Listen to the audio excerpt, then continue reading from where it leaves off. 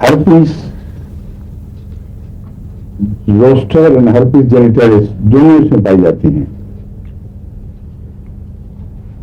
रिंगवर्म्स इसमें पाए जाते हैं। हर्पीस की दो किस्में हैं, एक जिनसी अमराज से ताल्लुक रखने वाली हर्पीस है, एक आम है जो आमतौर पर लोगों के आसाब में मिलती है। हर्पीस उस बीमारी को कहते हैं जो जिल्द के ऊपर आसाब के रस्तों पर छाले छाले से पड़ने शुरू हो जाते हैं और इन्फ्लेमेशन हो जाती है। ये दरअसल जिल्दी बीमारी नहीं है बल्कि असाबी है और बहुत तकलीफ देह है। खासतौर पर अगर चेहरे पर हो तो उससे खतरा होता है कि अगर आंख में चली जाए तो आंख अंधी हो जाती है हमेशा के लिए।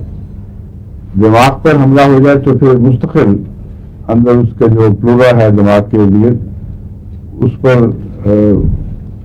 सोजिश के असरात लंबा अरसा फिर रहते हैं।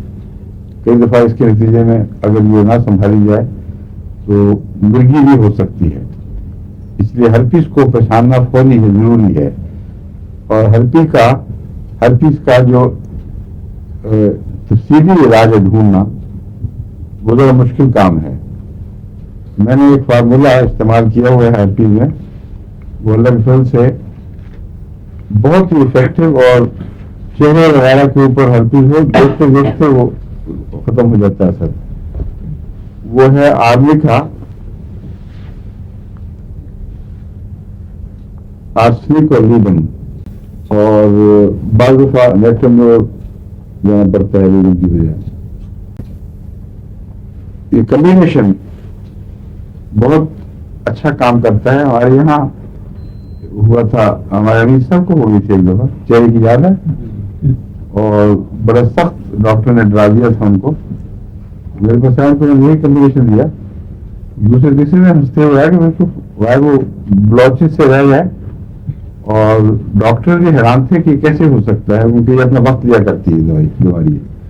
मेरे भी हाथ पे यहाँ हर्पीस हुई थी इस हिस्से में, यहाँ मुझे याद है तकलीफ बड़ी नुमाया थी, लेकिन होम्योपैथिक इलाज मैंने किया, बड़ी जल्दी ठीक हो गया था अल्लाह के फजल से।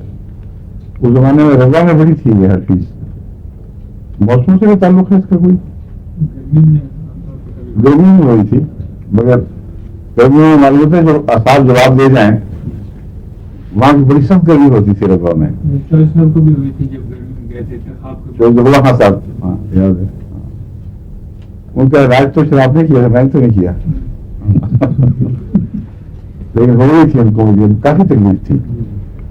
स्किन ट्रबल जो है इसकी, उनमें हर्पीस मैंने आपको बताया ना, ये रिंगवर्म्स भी पैदा करती है इसमें स्किन पर, और हर्पीस भी, लेकिन इसकी अलामतें दूसरी जगह साथ हों उससे मरीज पहचाना जाए, फिर ये दवा दी जाती है, वरना आमतौर पर हर्पीस के नाम पर कोई फायदा नहीं। एल्बोज में, जॉइंट्स में एक्जिमा सा क्रस पैदा हो जाएं, उनमें सीपी अच्छी दवा है। स्केल्स बनती हैं इससे, जिस तरह मछली के चाने से हो उस तरह चाने बन बन के उतरते हैं।